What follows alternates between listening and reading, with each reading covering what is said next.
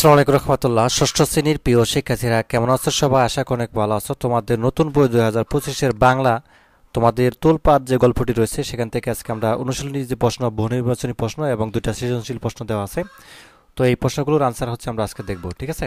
তো শুরুতে আমরা হচ্ছে দেখব বহু নির্বাচনী যে প্রশ্নগুলো দেওয়া আছে, ঠিক আছে? তোমাদের হচ্ছে এখানে 28 নম্বর পেজে, সবাই দেখো, বইয়ের পৃষ্ঠা হচ্ছে 28, অনুশীলনী বহু নির্বাচনী প্রশ্ন।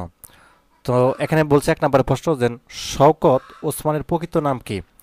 তো শওকত ওসমানের প্রকৃত নাম হচ্ছে আজিজুর রহমান, ঠিক আছে? ওটা তুমি যখন লেখক পরিচিতি পড়ো ওখানে কিন্তু দেওয়া আছে। তো উত্তরটা হচ্ছে গ নাম্বার, আজিজুর রহমান। আচ্ছা, সাবুর বড় লজ্জা লাগে কেন? দুই নম্বরটা আনসার কি হবে? গায়ে কিছু না থাকায়, ঠিক আছে? সাবুর বড় লজ্জা লাগে কেন? গায়ে কিছু না থাকায়, ক নাম্বার আনসারটা হবে।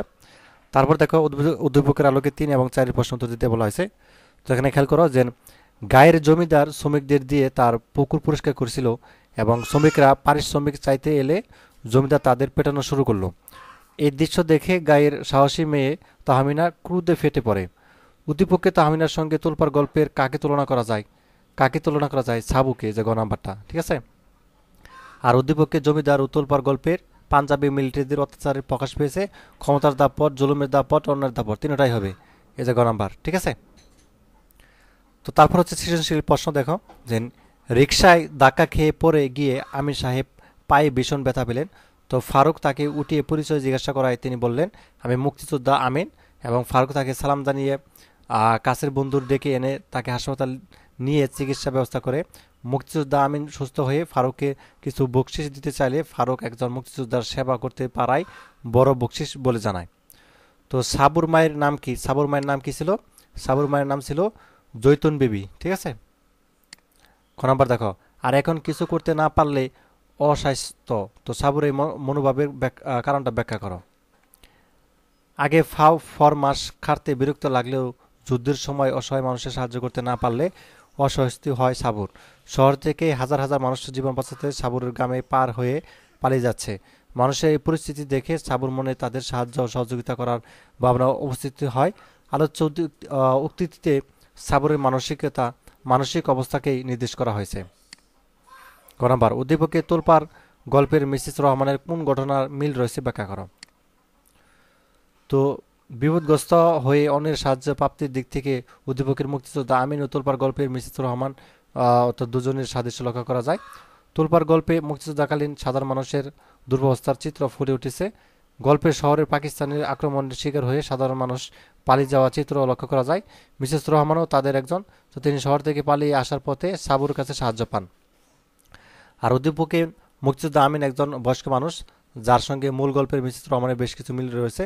মুক্তিযোদ্ধা আমিন ফারুক আহত অবস্থায় স্বাস্থ্যসেবা দিয়েছে, সেজন্য তাকে আমিন সাহেব কিছু বকশিস দিতে চাইলে ফারুক তা নেয়নি। তোলপাড় গল্পেও মিসেস রহমান বকশিস না নিয়ে তার পাশে এবং সাবু সাহায্য হাত বাড়িয়েছে। সুতরাং উভয় চরিত্রের মাধ্যমে সাহায্য প্রাপ্তির পাশাপাশি কৃতজ্ঞতা বোধ বিদ্যমান। এদিক থেকে উভয়ের মধ্যে মিল রয়েছে। গ নাম্বারটা, তুমি কি মনে করো ফারুকের ভূমিকা তোলপাড় গল্পের সাবুর ভূমিকায় প্রতিচ্ছবি? তোমার উত্তরের সবাইকে যুক্তি দাও। তোলপাড় গল্পের সাবুর ভূমিকা পালন করার ভাবনায় উদ্দীপকে ফারুকের মধ্যে বকাশ পেয়েছে। তোলপাড় গল্পের সাবুর পাকিস্তানি অত্যাচার বয়ে শহর থেকে পালিয়ে আসা মিসেস রহমান নামে এক বয়স্ক মহিলাকে সহযোগিতা করে। মিসেস রহমান ক্লান্ত হয়ে তাকে পানি পান করিয়ে তৃপ্ত করেছে সাবু। উদ্দীপকে মুক্তিযোদ্ধা আমিন হাসপাতালে নিয়ে ফারুকও মহান দায়িত্ব পালন করেছে। তো মুক্তিযোদ্ধা আমিন তাকে বকশিস দিতে চাইলেও তা গ্রহণ করেনি। তো মুক্তিযোদ্ধার সেবা করে পারাটারাই সে বকশিস বলে মনে করেছে। কাজে মনে করি যে হ্যাঁ, তাদের এই যে উদ্দীপকে ফারুকের ভূমিকা এবং তোলপাড় গল্পের সাবুর যে ভূমিকা তাদের প্রতিচ্ছবি। আচ্ছা, এরপর হচ্ছে আমাদের 2 নাম্বার সৃজনশীল। দেখো কি দেওয়া আছে 30 নম্বর পেজে। আচ্ছা, 2 নাম্বার সৃজনশীলটা কি দেওয়া আছে উত্তরটা দেখার আগে তোমাদের জন্য ছোট্ট একটা অ্যানাউন্সমেন্ট, সেটা হচ্ছে এসএসপি রিসার্চ স্কুলের পক্ষ থেকে।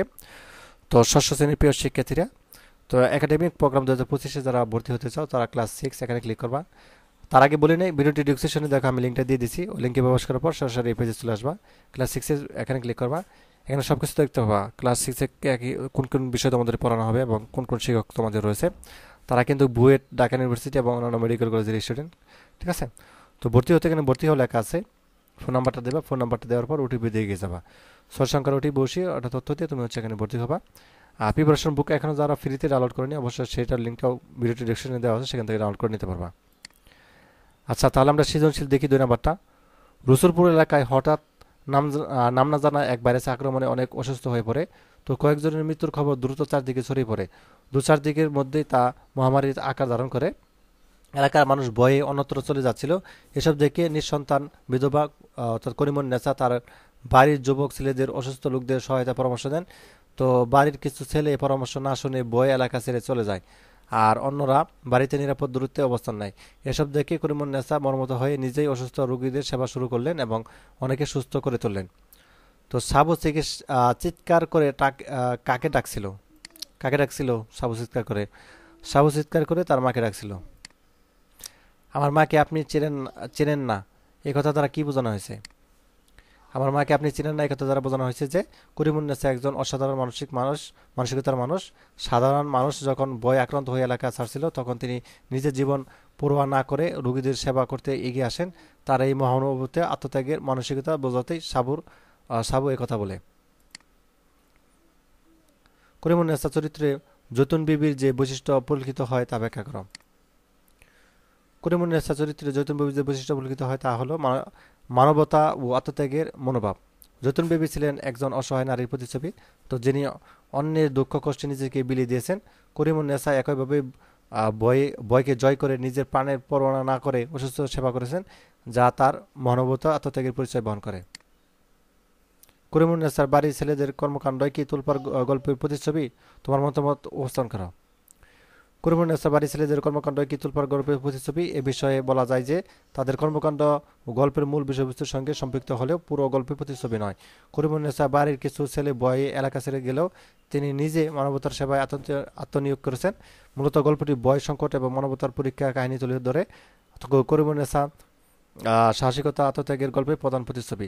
তো সেখানে স্বার্থপরতা ভয়কে মার মানিয়েছে মানবতা ও সহমর্মিতা।